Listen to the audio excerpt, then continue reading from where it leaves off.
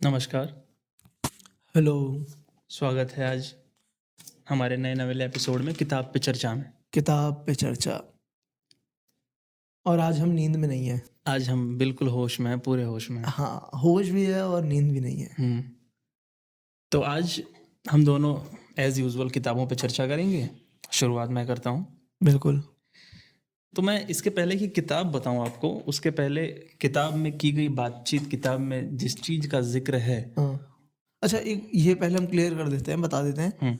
या फिर तू वहीं जा रहा है जहाँ तू जा रहा है ना। हाँ। अब वो मैं कह रहा हूँ कि पहले बता के क्लियर कर देते हैं कि आज जो दो किताबें हम लाए हैं दोनों शहर से रिलेटेड है शहर से जुड़े हुए हैं, और बिल्कुल। वो दोनों शहरों से हम जुड़े हुए हैं। एग्जैक्टली, बहुत अच्छे। अच्छा, बीच में मैं थोड़ा सा पीछे जाना चाहूँगा, बिल्कुल। पिछले एपिसोड पे जाना चाहूँगा। हाँ। इसके पहले कि हम आज का एपिसोड हाँ, शुरू करें, करेक्शन है कुछ पिछले एपिसोड में बातचीत में, क्योंकि पिछली बार हम जब बात कर रहे थे तो शायद पूरे होश में नहीं थे और बहुत रात थी, नींद में थे, थके हुए बहुत थे। ड्रेन हाँ। थे। तो वहाँ एक बात हमने कही है कि पिता जो होता है वो परिवार का राजा होता है, किंग ऑफ द फैमिली होता है। उसको ही सब कुछ देखना होता है, संभालना होता है।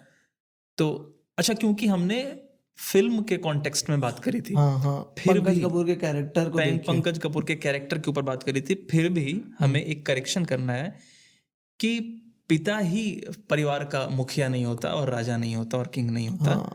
माँ भी होती है। क्योंकि इस स्टेटमेंट से पेट्रियार्की की बू आती है, जो कि हम बिल्कुल सपोर्ट नहीं करते हैं, बिल्कुल बर्दाश्त नहीं कर सकते।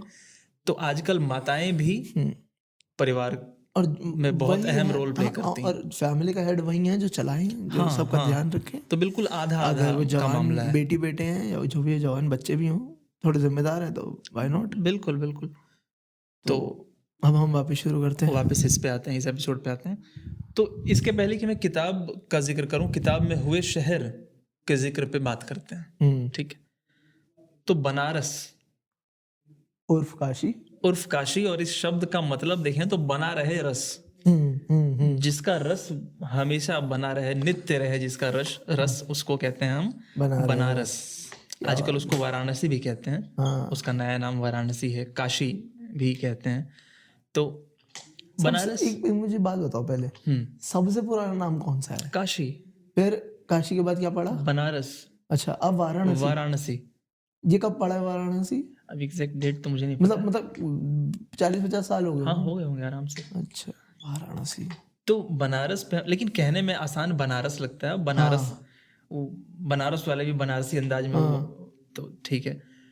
तो बनारस एक ऐसा शहर है। अच्छा, बनारस को सिटी ऑफ टेम्पल्स कहते हैं। बनारस को आप सिटी ऑफ स्ट्रीट्स भी कह सकते हैं। अच्छा। हाँ, क्योंकि बनारस की गलियां बहुत फेमस हैं। अच्छा, तो ये बनारस पुराने शहरों का ही ट्रेट है। हाँ, हर पुराना एंशिएंट शहर है। दिल्ली में भी पुरानी दिल्ली, हाँ, गली से गली है और हर गली कहीं ना कहीं मिलती है। तो आप ज्यादा सही होगा कि सिटी ऑफ टेम्पल्स कह लीजिए बनारस को। और शायद हिंदुस्तान का सबसे पुराना शहर है, सबसे पुराना शहर है।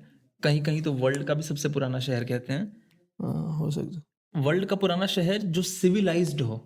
अच्छा, सिविलाइज्ड पहला शहर। अच्छा, मॉडर्न हिस्ट्री में सिविलाइज्ड शहर जो सबसे पहला है वो बनारस है। 3000 मंदिर। क्या बात है। तो जिस शहर में एक मंदिर, हाँ, जिस शहर में हो वो शहर है बनारस। मुख्य मंदिर जो है बनारस के, जिनके पीछे बहुत सी कहानियां हैं, बहुत से किस्से हैं, उनमें सबसे पुराना, सबसे अहम और सबसे प्रचलित जो है, जिसके बारे में सभी को पता है, वो है काशी विश्वनाथ। वो ये बीएचयू के रेंज के अंदर आता है ना? नहीं, वो न्यू वीटी है। अच्छा, वो न्यू विश्वनाथ टेम्पल है। अच्छा। और जो असली जो काशी में आता है, जो गोदौलिया के पास है, अच्छा, वो है काशी विश्वनाथ मंदिर, पुराना वाला, जिसको गोल्डन टेम्पल भी कहते हैं बनारस के लोग। अच्छा, क्योंकि उसका जो गुम्बद है ना, वो पूरे सोने का है। अच्छा, ये नहीं पता। हाँ, वो पूरा सोने का बना हुआ है, तो गोल्डन टेम्पल भी कहते हैं। तो काशी विश्वनाथ, और उसी से लगे हुए, बल्कि कह लें कि उसी प्रांगण में एक दूसरा मंदिर है अन्नपूर्णा का। अच्छा, अन्नपूर्णा का, जो अन्न की देवी है। तो वहां लोग जाते हैं और वहां का प्रसाद है चावल, कच्चा चावल। अच्छा, कच्चा चावल वहां का प्रसाद है। तो मतलब लोग वहां से कच्चा चावल लाके और अपने घर में, भंडार घर में ले जाकर रख देते हैं, ताकि उनके घर पे कभी खाने की कमी ना हो, वो हमेशा बढ़ता रहे, वो अक्षय बन जाए, वो अक्षय पात्र बन जाए। तो अन्नपूर्णा का प्रसाद है वो। तीसरा मंदिर जो सबसे मुख्य है वो संकट मोचन, और कौन नहीं जानता संकट मोचन को, बहुत प्रसिद्ध मंदिर है संकट मोचन, हनुमान का वन ऑफ द फेमस। और उसमें कहते हैं ना शायद संकट मोचन मंदिर में तुलसीदास ने नीचे बैठ के, तुलसीदास ने बैठ के लिखा था। हाँ, रामचरितमानस लिखा के था, कुछ वर्सेस वहीं वर्सेस लिखे लिखे गए थे, हैं। कुछ घाटों पे भी लिखे थे, हाँ, तुलसी घाट अच्छा 80 पे बैठ के कुछ लिखे थे। अरे वाह, 80 की तो हिस्ट्री अलग है। 80 की हिस्ट्री बहुत रिच है। हाँ, तो वो संकट मोचन मंदिर जो अभी भी तुलसी की परंपराओं को बिल्कुल वैसे ही चला रहा है। और संकट मोचन की खास बात यह है कि वहाँ कोई वीआईपी नहीं होता। अगर मैं थोड़ा सा उस माहौल का जिक्र करूं, अच्छा, तो वहाँ सभी लाइन में लगे होते हैं। मंगलवार को और शनिवार को सबसे ज्यादा भीड़ होती है, हाँ obviously। और लाइन में एक हाथ में लोगों के एक हाथ में लड्डू का डब्बा होता है, अच्छा बूंदी का लड्डू, किसी भी तरह का। वहाँ अंदर ही मार्केट है लड्डू का। अच्छा, तो लड्डू का एक डब्बा होता है, और एक हाथ में छोटा सा हनुमान चालीसा की एक पुस्तिका होती है, हाँ, जिसमें लोग खड़े खड़े हनुमान चालीसा पढ़ रहे होते हैं और लाइन में आगे बढ़ते रहते हैं। और संकट मोचन जो वो मूर्ति है हाँ, हाँ, वहां जाते हैं, फिर चढ़ाते हैं प्रसाद और वहां से लौटते हैं। क्या बात है। और दूसरी तरफ हमेशा संगीत का कोई कार्यक्रम चलता रहता है, हमेशा हाँ। कुछ ना कुछ भजन कीर्तन या कोई क्लासिकल सिंगर वहां आया होता है। क्या बात है। और साल में एक बार वो लोग पूरा आयोजन भी करते हैं क्लासिकल सिंगिंग का। हर साल का है वो, वहाँ हर साल का है, बड़े बड़े लोग जाते हैं। हाँ, हाँ, हाँ, तो ये है हमारा संकट मोचन। काल भैरव भी एक बहुत पुराना मंदिर है वहाँ। तुलसी मानस मंदिर है जिसका उद्घाटन महात्मा गांधी ने किया था। अच्छा, हाँ, तुलसी मानस मंदिर का उद्घाटन महात्मा गांधी ने किया था। और एक है दुर्गा कुंड पे दुर्गा टेम्पल, जो कि सब लोग जानते होंगे, जहाँ एक छोटा सा तालाब भी है, एक छोटा सा पॉन्ड, एक लेक है। अच्छा, वहाँ मंदिर के अंदर ही, नहीं सॉरी बाहर। तो ये बनारस के कुछ मंदिर हैं। अब आते हैं बनारस की खासियत पे। बनारस इकलौता शहर है जहाँ 3 घराने हैं। संगीत के नहीं, संगीत से जुड़े हुए ही हैं, अच्छा, पर 3 घराने हैं आर्ट के। पूरे विश्व में ऐसा कोई शहर नहीं जहाँ 3 घराने हो। पहला घराना कथक का, सब लोग जानते होंगे कथक घराना बनारस का, पंडित बिरजू महाराज। दूसरा घराना तबला का घराना, अच्छा, तबला घराना। और उसके सबसे फेमस जो तबला वादक रहे हैं वो पंडित किशन महाराज रहे हैं। अच्छा। और तीसरा घराना बनारस घराना, संगीत का, गाने बजाने, जिससे तो बहुत सिंगर निकले, क्लासिकल सिंगिंग का। हाँ, और उसका एक एग्जांपल अगर देखना हो तो पंडित छन्नू लाल को देखा जा सकता है। और मालिनी अवस्थी भी शायद वहीं से सीख के निकली है, हो सकता है वहां से सीखी हो। हाँ, नहीं मैंने एक बार ही आज तक मैंने लाइव म्यूजिक सुना है। अच्छा। और उसमें वो परफॉर्म कर रही थी और सुनंदा शर्मा थी, तो वो दोनों वहीं से ही है, बनारस से, क्योंकि वो कह रही थी हमारा घराना बनारस है, हमारा घराना। बिल्कुल, शायद शुजात खान का भी वही है, हो सकता है। बड़े बड़े लोग निकले हैं। हाँ, तो पंडित छन्नू लाल भी वहीं से हैं, छन्नू लाल मिश्रा। तो ये बनारस की खासियत। अब बनारस में कौन कौन लोग हुए, हाँ, बहुत फेमस, बहुत सारे, जो वर्ल्ड एक्नॉलेज, मतलब जिनको वर्ल्ड एक्नॉलेज करता है। चलिए शुरू करते हैं नाम। रविशंकर, सितार वादक। उनकी एक बेटी है बहुत फेमस, जो अब समझ गया मैं, बाहर है, अनुष्का शंकर उसका नाम है, जो अब फॉरेन में भी बहुत शोज करती, बल्कि फॉरेन में ही रहती हैं वो। हाँ, क्योंकि शायद उन्होंने बाहर की किसी औरत से शादी करी थी ना, ऐसा कुछ था, या वो उनके बाहर शिफ्ट हो गए थे शायद। अच्छा, पंडित रविशंकर शायद हो गए थे कुछ, जैसे जाकिर हुसैन। हाँ, जाकिर हुसैन जैसे बाहर ही रहते हैं ऑलमोस्ट। तो रविशंकर, अब जो नाम मैं पढ़ने जा रहा हूँ, उस्ताद बिस्मिल्लाह खां साहब। हाँ, वो शहनाई के भगवान कह लीजिए उनको आप। इन सब के ना छोटे छोटे लाइफ के स्टोरीज पे भी आएंगे थोड़ी देर में। पहले नाम देखते हैं। लक्ष्मीबाई का नाम कौन नहीं जानता, महारानी लक्ष्मीबाई। कबीर भी हैं। हाँ, कबीर बनारस के हैं। प्रेमचंद, अच्छा प्रेमचंद बनारस के हैं, मुझे लगता था मेरठ वगैरह की तरफ के होंगे। प्रेमचंद बनारस। क्या बात है। पंडित मदन मोहन मालवीय, जिन्होंने बीएचयू बनाया, बीएचयू की नींव जिन्होंने रखी, बीएचयू का आइडिया जिनके मन में आया, वो पंडित मदन मोहन मालवीय। अच्छा, इन्होंने ऐसा कुछ करा था ना, एक राजा से जमीन ली थी और किसी नवाब से पैसे लिए थे। लखनऊ के नवाब से पैसे लिए थे, और काशी महाराज से जमीन ली थी। अच्छा। काशी महाराज के पास जाके बोले कि मुझे एक पढ़ाई के संस्थान बनाना है, कुछ मदद कीजिए। तो उन्होंने कहा कि आप सूर्योदय से लेकर सूर्यास्त तक जितनी जमीन चलकर नाप लेंगे वो आपकी।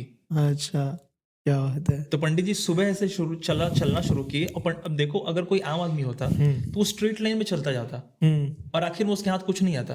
अच्छा, हाँ। पर पंडित जी जानते थे कि स्ट्रेट लाइन में चलेंगे तो कुछ नहीं मिलने वाला है, तो उन्होंने सर्कल बनाया। तो सर्कल बनाया, और वो सर्कल बहुत बड़ा बनाया। शायद वो सर्कल है 1400 एकड़ के करीब का सर्कल होगा। कितना? 1400 एकड़। अरे बाप रे। अभी हम जहाँ बैठे हैं ये 65 एकर्स का है। हाँ 1400 1400 एकर्स। ऑलमोस्ट इसका 8-10 भी क्यों, 80 गुना, 80 गुना इसका। तो इतना चले वो सूर्यास्त तक, और हाथ उनके पीछे एक सैनिक चलता रहा जिसने आटे से उस जमीन को घेराबंदी करी, और वो जमीन काशी नरेश ने लिख दिया। तो अब जमीन तो हो गई, अब पैसा चाहिए था। हाँ तो वो नवाब के वहां गए, लखनऊ गया। लखनऊ के नवाब के यहाँ गए और उन्हें चिढ़ाया, थोड़ा सा उन्हें उंगली करी कि मुझे पैसे चाहिए। वो आसानी से नहीं मान रहा था। तो पंडित देख के उसने अपना एक जूती दे दिया पैर से निकाल कर कि ये जूती ले जाओ, बहुत महंगी बिकेगी। तो पंडित जी बहुत चालाक थे, वो बाजार में आए, बोले कि जी हुजूर। जूती उठाया वहां से, बाजार में आए और ऐसे करके ऐसे हाथ ऊपर उठाकर जूती दिखाकर बाजार में चिल्ला चिल्ला के कहने लगे कि देखो तुम्हारे नवाब के पास देने के लिए और कुछ नहीं है, सिर्फ जूती है। अच्छा। और सबको कहने लगे कि तुम्हारे नवाब के पास देने के लिए सिर्फ एक जूती है। अरे इतना गरीब हो गया तुम्हारा नवाब कि सिर्फ जूती दे सकता है। तो नवाब को ठेस लगी इस बात से, उसने बुलाया, बोला कि बताओ क्या चाहिए, बहुत कुछ है मेरे पास देने को।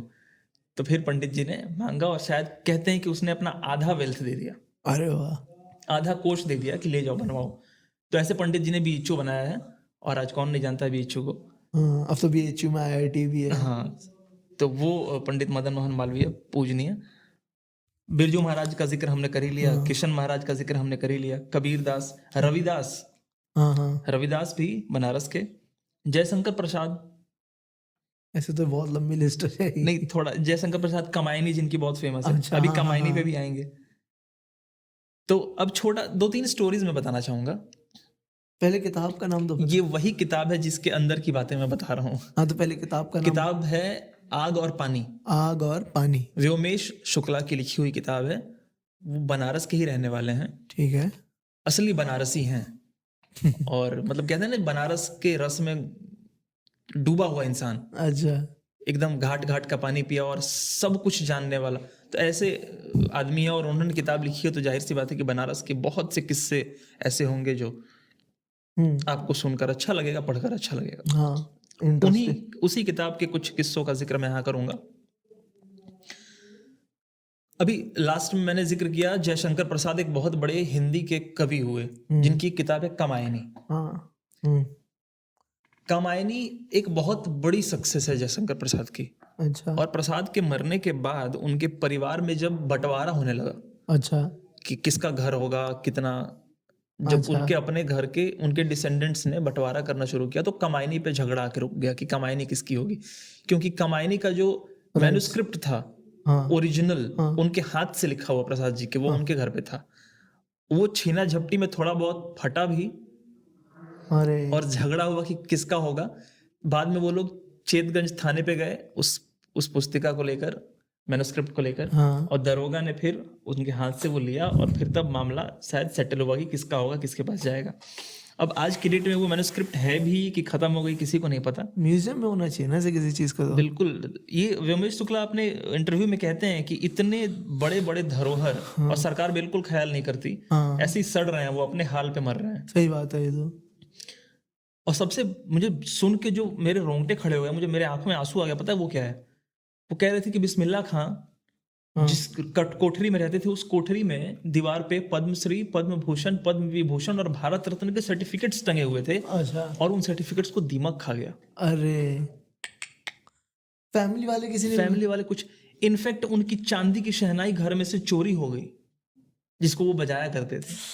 अरे यार, कि सुन के मैंने सोचा कि मैं क्या कर सकता हूँ यार। अरे यार, दीमक खा गया भारत रत्न के सर्टिफिकेट को, चांदी की शहनाई चोरी हो जा रही है, कोई नहीं है देखने वाला, पूछने वाला। इतने बड़े रत्न हमारे देश के। तो ये तो हाल है इतने बड़े बड़े लोगों का, कोई कंसिडर नहीं कर रहा। क्या बात है यार, तो काफी खराब, बहुत बुरे हाल हैं भाई। एक पंडित किशन महाराज का बहुत रोचक किस्सा उस किताब में जो है, एक बार राजस्थान के कोई नेता थे या कोई राजा थे जिन्होंने पंडित किशन महाराज को बुलवाया था, ठीक है, शो करने के लिए। तो गिरजा देवी को गाना था और महाराज जी बजाना था, इनको तबला बजाना था। तो ये इतने अलग व्यक्तित्व के आदमी थे, मतलब बहुत सख्त और स्ट्रिक्ट कहते हैं ना जिसे, सेल्फ रेस्पेक्ट वाले। तो नीचे बिछाया गया था गद्दा जहां तबला रखा था, इन्हें बैठ के बजाना था, और ऑडियंस के लिए कुर्सियां लगी थी, और जो राजा थे या मुझे ध्यान नहीं कि वो राजा थे या पॉलिटिशियन थे, वो कुर्सी पे बैठे थे और बाकी लोग कुर्सी पे। तो पंडित किशन महाराज उठ के खड़े हो गए और बोले कि ये नहीं होगा कि मैं जमीन पे बैठ के बजाऊं और लोग कुर्सी पे बैठ के सुने। अच्छा, ये तौहीन है तबले का भी और मेरा भी, कि सभी जमीन पे ही बैठेंगे या फिर मेरा जो स्टेज है वो इनसे ऊपर लगना चाहिए। अच्छा, हाँ, तो वो जो राजा थे उन्होंने कहा कि देखिए मेरे घुटने में प्रॉब्लम है, मैं नीचे तो नहीं बैठ सकता। तो महाराज जी बोले कि आप नीचे नहीं बैठ सकते, तो ऑडियंस नीचे बैठेगी और आप सबसे पीछे जाकर बैठेंगे कुर्सी पे, और तभी मैं नीचे बैठूंगा। और यही हुआ, सारी कुर्सियां हटवाई गई, सारे लोग नीचे बैठे और राजा साहब सबसे पीछे जाकर कुर्सी पे बैठे, और तब महाराज जी ने तबला बजाना शुरू किया। क्या बात है। हाँ और तब गिरजा देवी ने गाना शुरू किया। तो ये थे पंडित किशन महाराज। और व्योमेश शुक्ला अपनी किताब में कहते हैं कि पंडित किशन महाराज इकलौते ऐसे तबला वादक थे जिनके तबला में आपको कर्कश आवाज सुनाई देगी, मतलब स्वीट नहीं बजाते थे वो। इसकी टेक्निकलिटीज उन्होंने समझाई है किताब में, पर वो कहते हैं कि एक होता है तबला स्वीट बजाते हैं, मतलब तबला सुन के आपके कान को आराम पहुंचेगा, पर पंडित किशन महाराज का जो तरीका था बजाने का वो बहुत अलग था। मतलब आज तक वैसा तबला वादक कोई नहीं हुआ जो तबले को इस तरह से बजाता हो, बिल्कुल डिफरेंटली बजाते थे वो तबले को। रुद्र अवतार कहते हैं कि उनको देख के ही, बहुत लोग कहते हैं कि महाराज जी को देख के ही लगता है कि वो शिव के अवतार हैं। बाल कंधे तक, अच्छा, मुंह बड़ा सा, यहाँ एक गोल टीका, और काली लुंगी और काला वो पहन लेते थे। अब सोचो तुम, काली लुंगी, काला शर्ट, सफेद बाल कंधे तक लटक रहे हो और माथे पे काला टीका हो, तो वो इंसान देखने में कैसा लगेगा। अच्छा, तो देखने में बहुत भयावह लगते भी थे, और तबला बजाने का भी अंदाज बहुत स्ट्रांग था उनका, बहुत अजीब बजाते थे। कहते हैं कि आज तक कोई कॉपी नहीं कर पाया उनके उस स्टाइल को। तो ये पंडित किशन महाराज थे। और क्या बताऊं मैं, और एक जगह है बहुत फेमस है चौक नाम से बनारस में, उस चौराहे का नाम ही चौक है। वैसे तो हर शहर में चौक होते हैं, हाँ, पर वहां का नाम है चौक। अच्छा, चौक का पर नाम नहीं कुछ भी। नहीं, नाम नहीं है, उसको चौक कहते हैं। क्या बात। और वो चौक अपने आप में इतना फेमस है और इतना खास है। क्या खास है उस चौक के बारे में? 4 पुरुषार्थ माने गए हैं हिंदू धर्म में। अच्छा, धर्म, मोक्ष, काम और अर्थ। ठीक है। उस चौक से इन चारों की तरफ रास्ते जाते हैं। मतलब चौक पे 4 रास्ते निकलते हैं। चौक से जो एक रास्ता जाता है वो काशी विश्वनाथ जाता है, अच्छा, यानी धर्म की तरफ जाता है। ठीक है। एक रास्ता मणिकर्णिका की तरफ जाता है, अच्छा, यानी मोक्ष की तरफ जाता है। एक रास्ता दाल मंडी बाजार की तरफ जाता है, यानी अर्थ की तरफ जाता है। और एक रास्ता उस रास्ते पे जाता है जहां बहुत सारे पहले कोठे हुआ करते थे। अच्छा, जहां काम की तरफ बहुत सारे कोठे जहां हुआ करते थे। तो चौक से 4 रास्ते निकले, इसलिए कहते हैं कि चौक अपने तरह का अनूठा एक चौक है। वहां से चारों पुरुषार्थ के रास्ते खुलते हैं, धर्म, काम, अर्थ, मोक्ष। और वो जो कोठे वाला रास्ता है ना, तो उस किताब में उन्होंने तवायफ शब्द का यूज किया है। जो नाचने बजाने और गाने वाली स्त्रियां होती थी, तो तवायफ शब्द का यूज किया है। और उन्होंने बहुत इज्जत बख्शी है उस शब्द को। कहा है कि पहले के जमाने में बड़े बड़े घर के लोग कोठे पे, तूने मुझसे ये बात बताई थी पहले, मुझे याद आ रहा है, कोठे पे तहजीब सीखने जाते थे।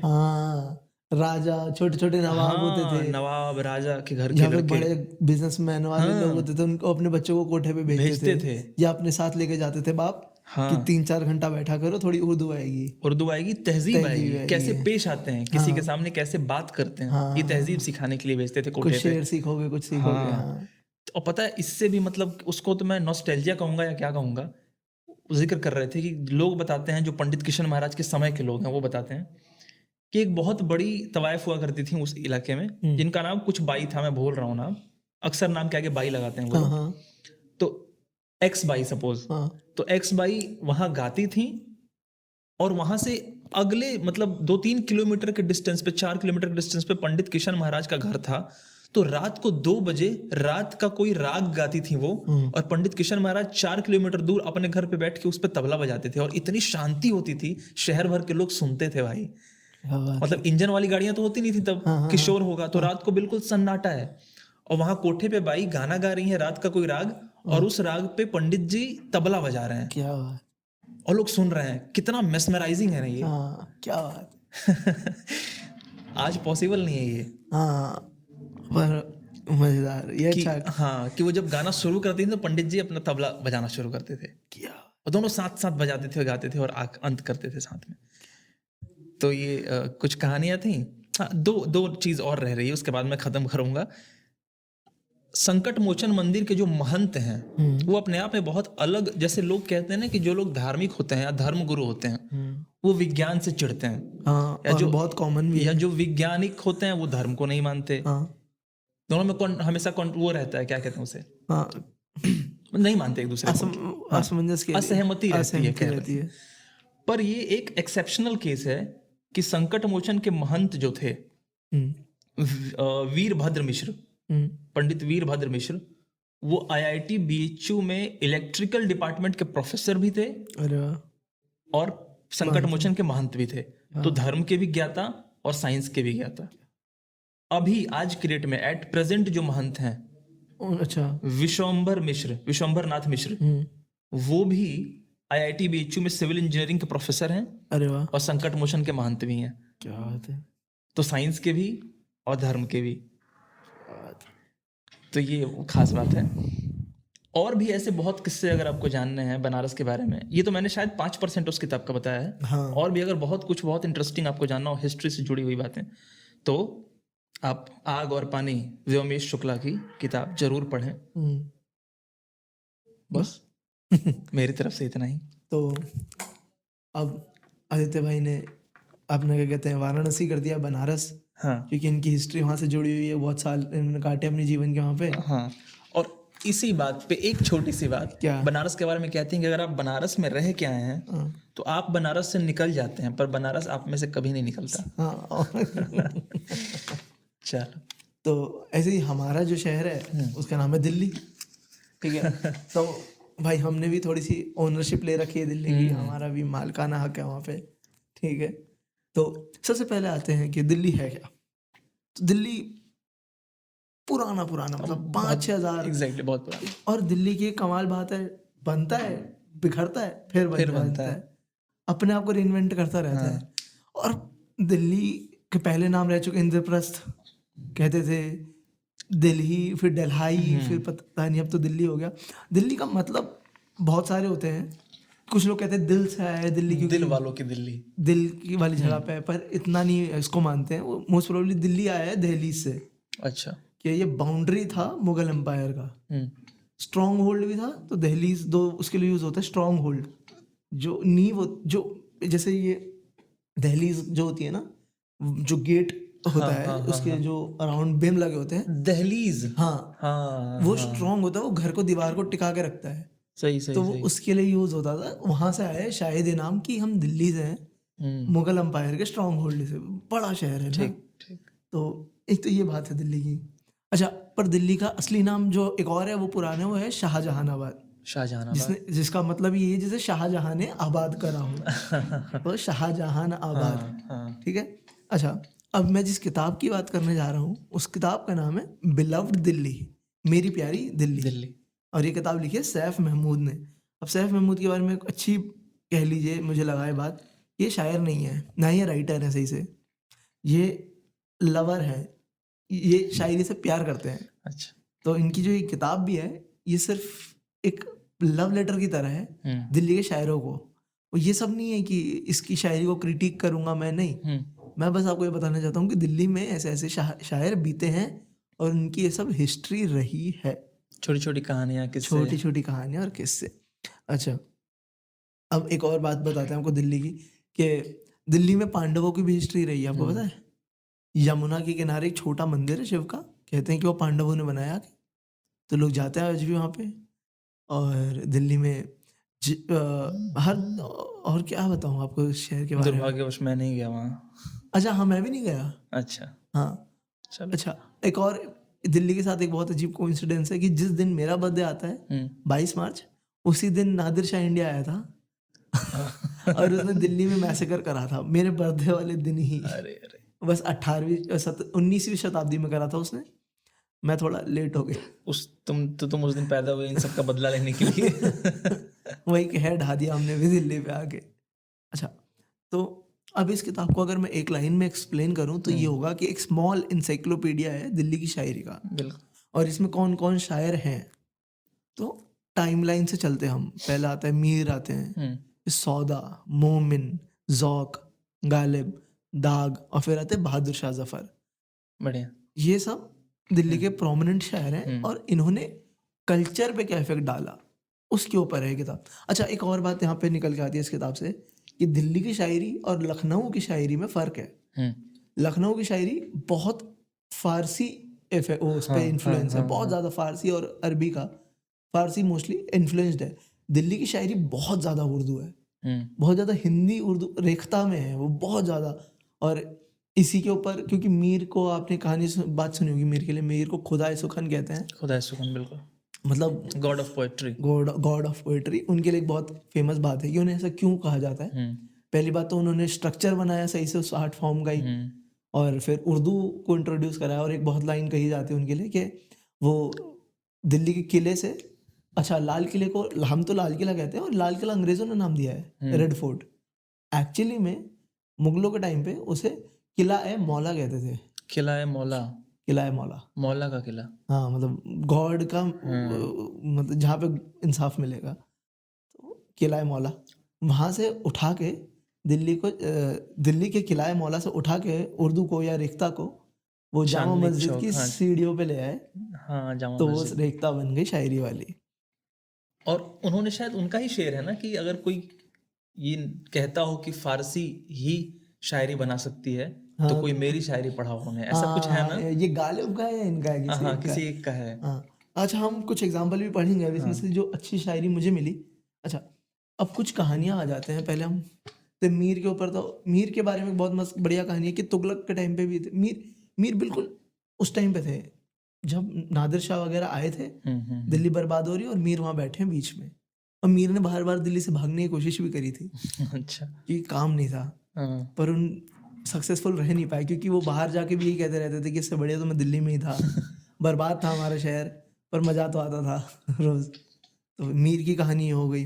गालिब की बड़ी मज़ेदार, क्योंकि गालिब को हम हमेशा समझे ना कि शराबी है और दिल फेंक है। हाँ, दिल फेंक है। हाँ, दिल फेंक है। पर गालिब बहुत वैसे भी थे, नास्तिक टाइप भी थे। एक बहुत मशहूर कहानी उनके बारे में कि वो रमज़ान के महीने में जो अभी चल रहा है, उसमें अपने छत पे कमरे में बंद होके जुआ खेल रहे थे, ताश खेल रहे हैं, चौसड़ खेलते थे वो यूजुअली। तो एकदम उनके एक दोस्त आए, मौलवी साहब, वो उनसे कहते हैं कि गालिब, हमने तो सुना था कि रमज़ान के महीने में सारे शैतान कैद हो जाते हैं। तो गालिब भाई वही जवाब देते हैं कि हाँ, सारे शैतान कैद हो जाते हैं और वो इस कोठरी में कैद होते हैं। ऐसे ही 1857 का जब गदर हुआ था, तो दिल्ली में मुस्लिमों को बहुत मारा जा रहा था अंग्रेज सरकार द्वारा, कि उनको था कि मुस्लिमों का ही ज़्यादातर हाथ है इसमें, गदर में। अच्छा, ठीक है, रिबेल में। तो गालिब भी इसमें आए थे लाइन में, तो उनको भी उठा लिया कि तुम भी बताओ। तो वो जो कर्नल थे, जो उनसे पूछ रहे थे कि बताओ गालिब, तुम थे कि नहीं थे, तो उन्होंने गालिब से पहले सवाल करा कि गालिब तुम मुस्लिम हो? तो गालिब ने कहा आधा मुसलमान हूँ। कहता आधा मुसलमान क्या होता है? कहता जी शराब पीता हूँ पर सुअर नहीं खाता। तो आधा मुस्लिम हूँ।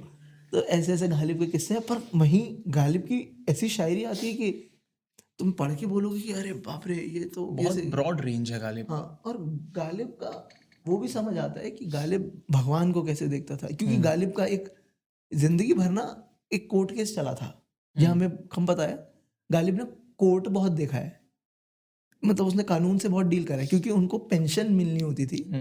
अंग्रेज सरकार द्वारा फिक्स था कि राजाओं के या फिर नवाबों के बच्चों को कुछ पर्टिकुलर 1000 रुपए या इतना 100 रुपए महीना मिलेगा। आज भी शायद लखनऊ में ये चलन है। हाँ, ये भारत सरकार नहीं, इंदिरा गांधी ने बंद कर दिया था शायद।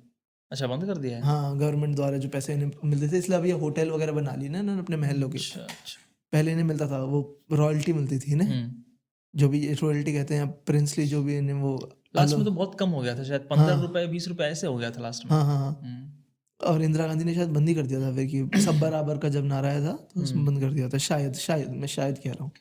ठीक है। अच्छा, तो गालिब को कुछ एक्सरसाइज होता था, कुछ 132 रुपए मिलने थे हर महीने के, पर 62 रुपए मिलते थे, 62 मिलते थे। अच्छा, तो इसके लिए उन्होंने कोर्ट केस लड़ा था बहुत बड़ा। कभी दिल्ली में लड़ते थे, फिर कोलकाता जाना पड़ा। जब इन्हें कोलकाता जाना पड़ा तो ये मेरठ गए, फिर बनारस गए, फिर बनारस में तो रुक ही गए, 1 महीना रुक गए। 1 महीना रुक गए, प्यार हो गया इन्हें तो बनारस से ही, कहने लगे काबा है हिंद है। तो इससे बढ़िया तो जगह ही नहीं कोई। फिर कलकत्ता गए, कलकत्ता जाके हार ही हाथ मिली, नहीं जीते केस। फिर बुढ़ापे में वापस आना हुआ। जब वापस आए तो पता चला कि एक बेटा इन्होंने गोद लिया था, वो 16-17 की उम्र में मर गया। अरे तो बुढ़ापे में भी इनकी एक प्रेमिका भी हुई करती है, नवाब चांद, वो भी मर गई थी जवानी में ही। हाँ, और इनका अपनी बीवी के साथ बहुत वो था कि ये बहुत खूबसूरत थे, दिखने में बहुत पढ़े लिखे थे, बहुत शायरी बात थी, और इनकी भी बड़ी घरेलू थी। अच्छा। तो इनका फैमिली में भी, फैमिली के साथ इतना अच्छा रिलेशन नहीं रहा था, और बच्चे भी नहीं हुए इन्हें कभी भी, होते थे मर जाते थे। तो ऐसी सब कहानियां हैं गालिब के बारे में। ज़ौक के बारे में है कि ज़ौक और गालिब के बीच में बैटल हुआ था, राइवल थे बहुत अच्छे। पर ज़ौक को बहुत रिस्पेक्ट भी करता था गालिब, कुछ हद तक कि चलो है तो राजा का ही नौकर, तो करना पड़ता। जैसे एक वो कहानी है ना कि ज़ौक जा रहे हैं रथ पे, तो उन्हें देख के कह देते हैं कि हुआ है शह का मुसाहिब फिर इतराता। तो फिर बहादुर शाह जफर बुला लेते कि भाई साहब क्या बात है, तुम्हें चैन नहीं पड़ता है? तो वो कहते हैं कि नहीं, मैं तो अपनी गजल पढ़ रहा था। जेब में से खाली कागज निकालते हैं, पूरी गजल पढ़ देते हैं कि बात बात पे कहते हो कि तू क्या है, आप ही बताइए अंदाज़े गुफ्तगू क्या है। वही खड़े खड़े बनाते हैं नहीं? पूरी, हाँ, वही गजल बना देते हैं, और फिर आखिरी में वो मतलब डाल देते हैं कि हुआ है शह का मुजाहिब फिर है इतराता, वगरना इस शहर में गालिब तेरी आबरू क्या है। तो ये सब कैसे चलते थे। एक और बड़ी मजेदार बात पता चली तो मुझे इस किताब के द्वारा, ये तो हम सब ने बहादुर शाह जफर के बारे में पढ़ा है। बिल्कुल। एक तो ये बात है कि बहादुर शाह जफर को कभी भी राजा बनना ही नहीं था, ना उनके पिताजी चाहते थे, ना उनका बनना बनता था, पर उन्हें बनना पड़ गया क्योंकि उनके भाई का मर्डर हो गया था, या उनके भाई मर गए थे, उनके भाई को देश निकाला मिल गया था अंग्रेजों से। एक चीज हुई थी, और जब तक वो आए थे ना राज में, तब तक मुगल एम्परर की कुछ औकात नहीं छोड़ी थी अंग्रेज सरकार ने। तब मुगल एम्परर होने का मतलब ये था कि बहादुर शाह जफर को ना अपने मोहल्ले में घूमने के लिए, अपने राज्य में जाने के लिए, अगर बहादुर शाह जफर को बाहर निकलना है किले से और चांदनी चौक देख के आना है, या फिर बल्ली मारा देखना है, तो अंग्रेज सरकार से परमिशन लेनी पड़ती थी एक दिन पहले कि मैं क्या घूमने जा सकता हूँ। बुरे हाल थे। फिर वो परमिट करते थे कि क्या मैं दरगाह पे जा सकता हूँ निजामुद्दीन औलिया की। फिर वो परमिट करते हैं या नहीं करते हैं, इस बात पर निर्भर करता है। हाँ, फिर वो जाएंगे कि नहीं जाएंगे। पर स्टिल उन्हें जिले इलाही कहते थे, या जिले सुबहानी कहते थे शायद। जिले इलाही तो शायद अकबर को कहते थे। हाँ, इन्हें शायद जिले सुबहानी कहते थे। हाँ, तब भी इनकी बहुत रिस्पेक्ट होती थी क्योंकि बहुत बेचारे थे नहीं, तो फिर भी बहुत कूल रहते थे क्योंकि अब कुछ करने को था नहीं ना, ज्यादा राजपाट तो चलाना नहीं है, तो शायरी करते थे। सही बात। पर एक बात है कि बहादुर शाह जफर की शायरी को ना इतना ऊपर नहीं मानते लोग। मैंने उस किताब में पढ़ा कि बहादुर शाह जफर को लोग शायरों में नहीं मानते। इवन एक किस्सा हुआ था, शबाना आजमी मॉस्को में थी, अपनी फिल्म की शूटिंग कर रही थी, तो वहाँ पे उन्हें फैज़ अहमद फैज़ मिल गए। अच्छा। तो शबाना आजमी उन्हें कहने लगी मैं आपकी बहुत फ़ैन हूँ, मैं आपको बहुत मानती हूँ, ये वो। तो अब बेटी वो कैफ़ी आजमी की है। सही बात है। तो फैज़ साहब ने कहा कि अच्छा क्या मानती हो, तो शबाना आजमी कहा अरे मैंने आपकी खूब गज़लें पढ़ी हैं, शेर पढ़े हैं। तो शबाना आजमी पहला शेर पढ़ती हैं, तो कहते हैं मेरा नहीं है। मेरा नहीं है, किसका है? गालिब का है। अच्छा, वो बताते हैं। हाँ, फैज़ साहब कहते हैं मेरा शेर नहीं है, गालिब का है। कह रहे अच्छा रुको, फिर दूसरा बताते हैं। कहते हैं मैडम पहले वाला ठीक था, पर मैं ये बर्दाश्त नहीं करूंगा कि आप बहादुर शाह जफर का शेर पढ़ के बोलेंगे कि मैंने लिखा है। अच्छा। और फिर उन्होंने डांटा कि तुम्हारे पापा तुम्हारी उर्दू पे ध्यान नहीं देते हैं कि तुम्हें, और फिर उन्होंने वहीं पे उन्हें गजल लिख के दी अपने हाथ से और पढ़ने के लिए बोला। तो फिर उन्हें पता चला कि उर्दू पढ़नी नहीं आती ढंग से, तो फिर वो और गुस्सा हो गए कि तुम्हारे पापा तुम्हें सिखाते नहीं, ध्यान नहीं देते हैं, बोलूँगा। अच्छा, मतलब उन्होंने इसलिए कहा कि ये मैं बर्दाश्त नहीं करूंगा क्योंकि गालिब की शायरी फिर भी अच्छी रही होगी। हाँ, बहादुर शाह जफर के जफर की तो बहुत बढ़िया है, वो तो उससे तो बढ़िया मैं ही लिख लेता हूँ, मतलब बहुत बढ़िया लिखता हूँ उससे तो ये है। और एक और चीज मेरे को इससे पता चली कि ना बड़े बड़े शायर होते थे ना, तो अब कमाना तो है, सिर्फ शायरी करके घर नहीं चलता ना मुशायरों में बैठ के। तो ये ना उस पे चलते थे पेट्रनेज पे। जैसे तू एक बड़ा बिजनेसमैन है, तो तू ना कुछ शायरों को हर महीने की एक सैलरी बांध देगा एज अ पेट्रनेज कि तुम काम करो, तुम्हारे ये 50 रुपए का खर्चा मेरा ऐसे ही, मतलब जाओ कभी कभी परफॉर्म कर देना, सुन लेंगे आके, बस दैट्स इट, इससे ज्यादा नहीं। तो हर राजा होता था ना, वो भी ऐसे पेट्रनेज सेट करता था बहुत बहुत शायरों की। उसके बदले में वो क्या करते थे कि अब हर राजा को बनना होता था शायर अपने आप में कि भैया इमेज बनानी है ना, हम तो लिटरेचर भी करते हैं, हम तो लड़ाई में भी योद्धा भी हैं। तो वो अपनी गजल लिखते थे राजा लोग और इनको सरका देते थे कि ठीक कर दो, ठीक कर दो। पर कहते हैं कि ऑलमोस्ट शायरी लिखते थे, वो खुद कुछ नहीं लिख पाते थे। जैसे आजकल भी कुछ लोग जो अपने आप को राजा मानते हैं वो अपने ऊपर किताब लिखते हैं ना अपनी शायरी की ऑटोबायोग्राफीज लिखते हैं, अपनी शायरी की किताब भी छपाते हैं ना, फिर वो ट्रांसलेट भी होती है गुजराती से हिंदी में। हाँ, तो पता नहीं शायद वो भी खुद लिखा है या किसी और से लिखा है। हाँ, वो भी फोन होता होगा कहीं पे कि ठीक कर दो, एडिटेड जिसका नाम है। बाकी कौन राजा है ये तो बताने की जरूरत नहीं है। तो ये सब होता था। तो ये बड़े अजीब किस्से। गालिब के तो अनगिनत किस्से हैं। हाँ, और क्या बताऊं। अच्छा हाँ, एक और कमाल बात, जो दाग है ना, दाग दहलवी, उनको बड़ा बिगड़ैल शायर मानते थे। क्यों? उनकी मम्मी की बहुत अजीब कहानियां है। उनकी मम्मी तवायफ थी, मान लीजिए, गाना वगैरह गाती थी। तो उन्होंने पहले एक अंग्रेज से शादी करी। अच्छा। वो अंग्रेज मर गया, उससे एक बच्चा हुआ, वो दाग नहीं है। अच्छा। फिर उनकी माताजी ने दूसरी शादी करी दिल्ली में। वो आदमी 2-3 साल में उसका भी मर्डर हो गया। फिर उनकी माताजी गई रामपुर, अच्छा, वहां शादी करी, वो भी मर गया। दाग कौन है? दाग कहाँ से आया फिर? दाग रामपुर में हुआ। अच्छा, रामपुर वाले से हुआ दाग। फिर उनकी माताजी वापस दिल्ली। उस बार उन्होंने कहा मैं शादी नहीं करूंगी, और हो गया मेरा। अपना कमाती थी थोड़ा बहुत इधर उधर से, बाकी पतियों के मतलब जो मर गए उनकी तरफ से जो आ जाता था। अंग्रेज वाली की तरफ से हेल्प नहीं आती थी कुछ भी, क्योंकि बड़ा प्रॉब्लम होता था। एंग्लो इंडियंस को एंग्लो नहीं मानते थे, वो इंग्लैंड का नहीं मानते थे। उन बेचारों के साथ बहुत नाइंसाफी करते थे वो। तो उन्हें वहां से तो कुछ हेल्प नहीं मिलती थी, तो अपना थोड़ा बहुत गाँव आके जो भी कमा लेती थी। तो इस वजह से बहुत बिगड़ैल थे दाग। पर अब जब 12-13 साल की हुई ना दाग, तो बहादुर शाह जफर का बेटा, उसे दाग की मम्मी पसंद आ गई, तो चौथी शादी उनसे कर ली। तो अब दाग को मिला एकदम से राजाओं वाला ट्रीटमेंट। लाल किले में कमरा मिल गया, लाल किले में जगह मिल गई, जहाँ मुगलों के बच्चे पढ़ रहे थे वहां पे वो पढ़े। एकदम से मोमिन वगैरह में बैठने को मिल गया। तो इसलिए उन्हें बड़ा बिगड़ैल माना जाता है कि इन्होंने खुद कुछ शायरी नहीं बनाई अपनी अच्छी, ये तो ऐसे ही राजा जी की उससे मिल गई, फ्लो में चलते रहे। फिर जब वो मर गए, वो भी मर गए। अच्छा, चौथे वाले भी मर गए। ये कोई मूवी की स्टोरी है, 7 खून माफ शायद। हाँ, हो सकता है ऐसा ही। हाँ, पर वो तो मारती है ना। हाँ, वो मारती है, ये मर रहे हैं, ये अपने आप मर रहे हैं। खुद ही मर रहे हैं। फिर चौथी के बाद उन्होंने शादी नहीं करी, फिर उनकी भी डेथ हो गई खुद। फिर दाग उस सैडनेस में लिखने लगे और वो सब। तो इसलिए अच्छा, और मुझे कुछ किस्सा याद है इंटरेस्टिंग, तो मैं बताता हूँ। बाकी मैंने और क्या लिखा है।